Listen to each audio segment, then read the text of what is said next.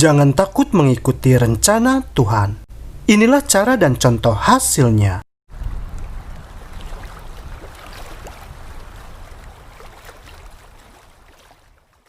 Yesaya 43 ayat 5. Janganlah takut, sebab aku ini menyertai engkau.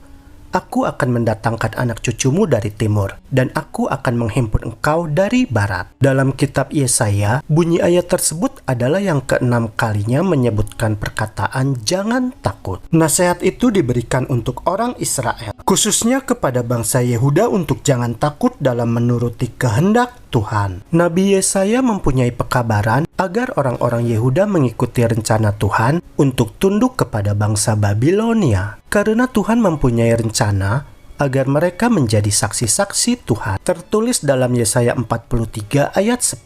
Tuhan juga memiliki rencana supaya nantinya anak cucu mereka akan dikumpulkan kembali dari timur dan barat, juga dari utara dan selatan dan seluruh ujung bumi. Tertulis dalam Yesaya 43 ayat 6. Sebab itu orang-orang Yehuda diingatkan supaya jangan takut untuk mengikuti rencana Tuhan. Karena Tuhan telah mengatakan dalam ayat tersebut seperti ini, sebab aku ini menyertai engkau. Meskipun orang-orang Yehuda nantinya akan berada di tempat perantauan di Babilonia, namun Tuhan akan memberikan perasaan aman dan terlindungi kepada mereka. Serta mereka juga nantinya tidak perlu memiliki perasaan takut dalam mengikuti rencana Tuhan untuk menjadi saksi baginya. Walaupun Tuhan telah berulang kali mengatakan untuk jangan takut, namun orang-orang Yehuda itu tetap merasa takut. Mereka sangat merasa takut pada ancaman bangsa dari utara, hingga menyebabkan mereka pun berpaling kepada manusia. Yehuda meminta bantuan kepada bangsa lain, tidak mengikuti apa yang sudah Tuhan rencanakan dan katakan. Dan akibatnya kerajaan Yehuda dihancurkan oleh bangsa Babilonia. Mereka mengalami penderitaan yang sebenarnya tidak perlu terjadi bila saja mereka taat mengikuti rencana Tuhan. Seandainya pada waktu itu mereka percaya kepada Tuhan dan mengikuti rencananya, meskipun orang-orang Yehuda tersebut nantinya akan ditawan, tetapi dengan penyertaan Tuhan, mereka akan tetap diperlakukan dengan baik. Dan justru nanti di sana mereka dapat menjadi saksi bagi Tuhan kepada orang-orang di negara asing. Hal tersebut ditunjukkan melalui pengalaman dari Daniel, Sadrah, Mesakh, dan Abednego yang membuktikan kebenaran dari rencana Tuhan tersebut. Mereka semua dapat menjadi saksi yang mulia bagi Tuhan ketika mereka ditawan di Babilonia. Bahkan melalui kesaksian dari cara hidup orang-orang Israel yang ditawan di Babilonia itu, Nebukadnezar, Raja Babilonia dan keluarganya, serta penduduk Babilonia menjadi dapat mengenal Tuhan yang benar. Tuhan telah menyertai Daniel, yaitu saat Daniel menyampaikan mimpinya kepada Raja Nebukadnezar. Juga ketika Tuhan menyanggupkan Daniel untuk mengartikan mimpi yang dialami oleh Raja Nebukadnezar. Tuhan pun telah beserta dengan Sadrah, Mesakh, dan Abednego sewaktu mereka dilemparkan ke dalam dapur api di daratan Dura. Demikian juga Tuhan akan beserta dengan umatnya bila mereka mengikuti rencananya. Bunyi ayat tersebut juga dapat berlaku bagi kita di zaman ini dan dapat kita aplikasikan ke dalam kehidupan kita. Dalam menghadapi krisis yang terjadi sekarang ini, Tuhan pun berkata kepada kita,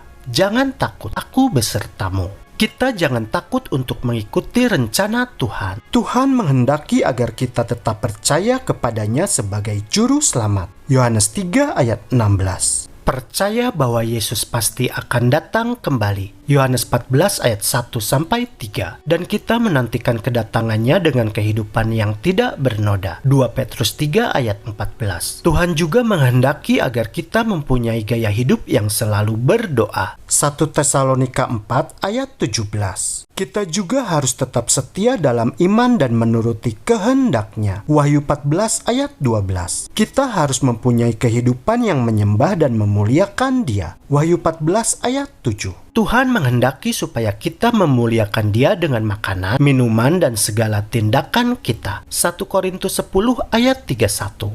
Itu artinya bahwa Tuhan menghendaki agar kita memiliki pola hidup sehat dan mempunyai sanitasi yang baik. sehingga kita mempunyai imunitas yang baik dalam menghadapi wabah COVID-19 ini. Tuhan juga menghendaki agar kita mempunyai rasa kepedulian dan belas kasihan kepada orang yang berkekurangan. Lukas 10 ayat 37. Sebab Yesus berkata dalam ayat berikut ini, Matius 25 ayat 40, Aku berkata kepadamu, sesungguhnya segala sesuatu yang kamu lakukan untuk salah seorang dari saudaraku yang paling hina ini, kamu telah melakukannya untuk aku. Bila kita mengikuti rencana Tuhan, maka kita juga dapat berkata, jangan takut, sebab Tuhan beserta kita.